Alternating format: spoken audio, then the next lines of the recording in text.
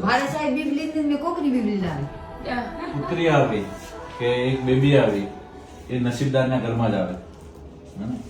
ઘણા બધાને થતું હશે, અરે રે સાહેબ માં તો બીજી આવી. ના ના એવું હા?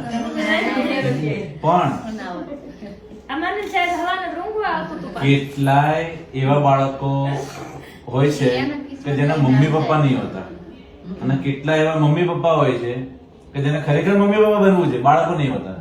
અને દરેકે દરેક દીકરીઓ માટે આ એક એની મમ્મીને ગિફ્ટ આપવામાં આવે છે, બાળક માટે છે. સરસ. મારા સાહેબ બીબલી ને મેં કોકરી બીબલી લાવી. તમારી કહેવાય.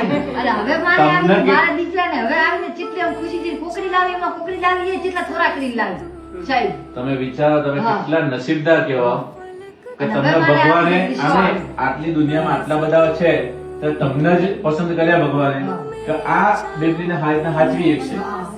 ત્યારે તમે કોકની બેબી લાયા ને. હા તાર લાવી મેં કોકરી કોકરી લાવીને હવે મારે બાકી એવો વિચાર લાવવો એ બહુ મહાન માણસ મહાન કહેવાય. કેટલાય લોકો લાવવું હોય છે પણ એમ વિચાર લોકો શું કહેશે, લવાય કે ના લવાય, એમાં ને એમાં બેસી જાય એટલે ના બાળક ઘરમાં આવે ના એમ ને એમ ટકે અને ગમે તેવું બીબલી છે ને તો મારી ઘરે બીબલી આવીને ટકે ગશે ગમે તેવી છે તો ગમે તેવી છે તો એમ કે આ કન રહેવું જ જેવું.